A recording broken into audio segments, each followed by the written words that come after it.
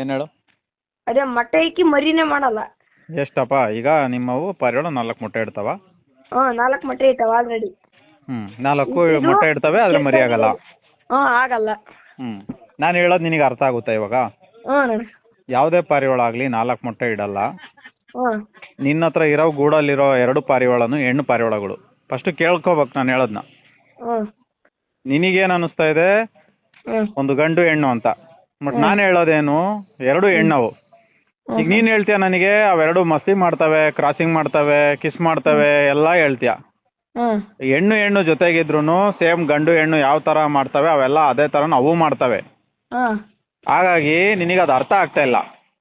ಆ ಎರಡನ್ನು ಬೇರೆ ಬೇರೆದಕ್ಕೆ ಮಾಡು, ಅವಾಗ ನೀನು ಚೆಕ್ ಮಾಡು. ಮೊಟ್ಟೆನೂ ಇಡ್ತವೆ, ಮರಿನೂ ಮಾಡ್ತವೆ.